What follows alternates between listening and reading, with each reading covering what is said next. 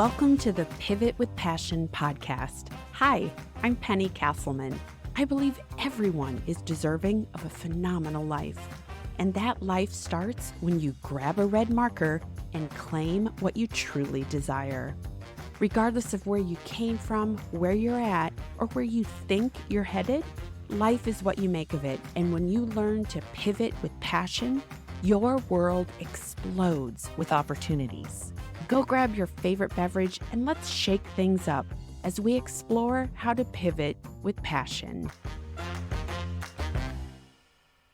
Hello, my friend, and welcome to another episode. I'm so thrilled to be here with you. And I cannot tell you, when this podcast drops, it will be 2 days after the eclipse. And I have to tell you, I'm very fortunate that Cleveland, which is where I reside, was in the path of totality. And if you don't know what that is, it simply means that in this area, we got to see a complete eclipse, meaning the moon passed in front of the sun 100% of the circumference. And let me tell you, I am recording this hours after watching the event. It was spectacular. It was jaw-dropping. And what I realize is when you see pictures of an eclipse, they're pretty incredible. The pictures are like, wow, oh my gosh. But what makes it even more enthralling is when you are actually sitting in the moment, watching it occur. Because it's in that moment that you get to see the culmination of it starting and hitting the eclipse and then passing by. And I suppose that's kind of like things in life, right? Sometimes you see glimpses of people's magnificence, not realizing what it took to get them to where they were and pass it on to where they were going. So it just, a lot of awe. I guess that's the bottom line, is today I was instilled with so much awe and realizing really how small we are on this earth, that to witness this event, that there are huge celestial bodies in motion at all times that we might take for granted. So there you have it. If you ever get a chance to see an eclipse in the path of totality, which means you get the 100% view, find it, do it, and soak it all in. Because I will tell you, it was magical. I will now get off my eclipse soapbox because that is not at all what I wanted to talk to you about today on the episode. But I just needed to share my experience with you because it was really profound and illuminating and gorgeous. Just gorgeous. Okay, I have said enough. So let me ask you this. Do you remember what you had for lunch 3 months ago? I'll give you just a minute. No? Yeah. Okay. Me either, which is good. So I was thinking, I was reviewing all of the topics that I have covered thus far on the Pivot with Passion podcast. And I know that I talk a lot about grabbing a red marker, claiming your moment, moving forward, being able to pivot with passion. But recently I delivered from start to finish, I'm very proud of myself, my keynote talk. And in that talk, which is 45 minutes long, I go into depth about really what comprises a red marker moment. And it dawned on me, I'm not sure I have ever shared with you the 3 core tenets of a red marker moment. And so I wanted to use this episode today to give you a glimpse into where this idea came from, what the core principles are that comprise a red marker moment, because I want you to stop feeling stuck, feeling frustrated, feeling burnt out. I want you to start feeling excited for your future, excited about what lies ahead. And as I go through what comprises a red marker moment, if you can recognize where you're at today, it allows you to, yes, pick up that red marker, move forward, and pivot with passion, because you deserve a phenomenal life. I want you to step into the life that you deserve. I want you, whether it was tomorrow, next week, next month, I want you to have that hope. I want you to stand tall and know that you deserve and can claim a red marker moment. So stick with me and we'll dive into that right after this.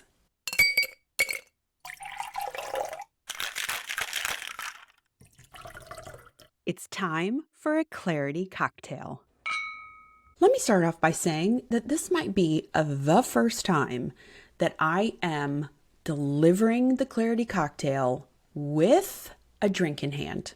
My drink is not a classic cocktail. It is actually a glass of Chardonnay. When it starts to become warmer out, and today was a perfect example of that, I like white wine, preferably a Chardonnay, unoaked. Sometimes the oakiness just gets to me. Okay, so here is the thought today for the clarity cocktail. Just do it, Nike. That's it, my friend. This is top of mind for me because this past week I had the great fortune of attending a 2-day seminar, workshop, event. I don't quite know exactly what I would call it, but it was 4 hours each day for 2 days.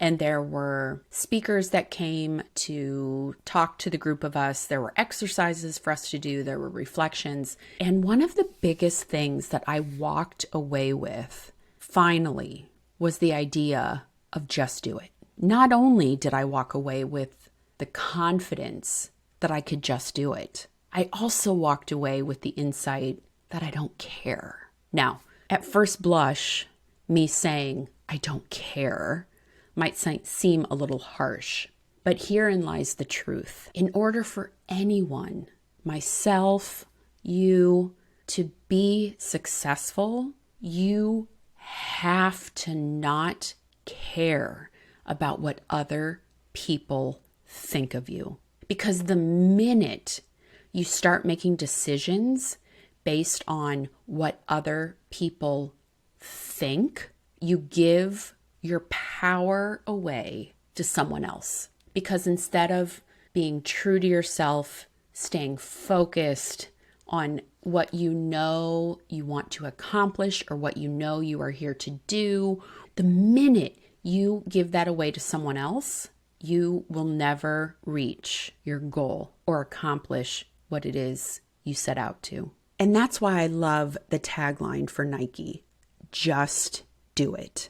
Because in truth, when I think about all the times that I have given my power away because I was worried about what someone else thought or what other people would think, if I had just done it, just do it, a couple things would have happened. I could have failed, and that's okay because I would have learned. I would have learned what not to do going forward and made adjustments. I also could have surprised myself and had a far better outcome than I could have ever imagined. And the third thing is recognizing I didn't die and no one got hurt. If those two things can stay true when you just do it, then you are already winning. I would say whatever it was a success, and you will carry forward and move on. So my friend, that is my clarity cocktail for you. As you move through the rest of this week, don't give your power away to anyone when it comes to pursuing your dreams, your vision, your goal, whatever it is you are going after in any area of your life. Don't give your power away. I want you to step up and just do it. And now, back to the episode. Cheers. Circling back to the idea of the 3 core principles, the 3 tenets that a red marker moment is grounded in are these: belief, action, and vision. And it is imperative that all three of these areas are in play when you claim a red marker moment. If you've been with me for a while, you may recall my first recollection of a red marker moment. And yes, it actually had a red marker in the story. But the red marker is really, as we move forward, quite theoretical. Okay. A red marker is nothing more than a touchstone. It's something that you can grab onto, lean into, and use as a visual aid as you are going after what you want in your life. So the first thing, again, all three of these need to be in play and firing on all cylinders. The first one is belief. And belief is the idea that you already have everything you need to be successful. Raise your hand if you enjoy being told what to do. Yeah, probably not too many of you in my audience who are raising their hand and saying, yes, yes, yes, please tell me exactly what to do. Because when you pause and you reflect, I guarantee deep down, you already know what you need to do. You have to be willing to follow through on your belief in yourself that you already have what you need to make it happen. The second thing is action. You need to step up and be ready to take action, even when your palms are sweating, your armpits are stinky and wet. Yes, I did just say armpits stinky and wet. That's what happens to me when I get extremely nervous before I have to take an action that makes me very uncomfortable. So whatever that discomfort looks like for you, in order to have a red marker moment, you have to be able to push through that discomfort in order for you to take action. And the last is vision. And vision is having the idea of where you ultimately want to end up. Maybe you've heard someone mention you can't get where you're going unless you know where you're headed. I may have made that slightly more complex than it needed to be. However, without a clear vision in place, it's easy for you to get sidetracked with things that don't matter and things that pull you way in a different direction from where you ultimately want to end up. And so without that clear vision, my friend, who knows how long it could take you to finally get to where you want to go. So in order to claim red marker moment, you have to step up, grab the marker, and know that the belief you have is rooted in yourself, that you deserve it, that you already have everything you need to make it happen. And in holding that red marker, you are also declaring you are ready to take action. Not only do you believe that you have everything you need, you are ready for the rubber to meet the road. You are ready to throw the car and drive and start moving. You are ready to just do it and not let anyone or anything stop you from taking action. And finally, holding that red marker, you can see the destination in front of you. You will put blinders on.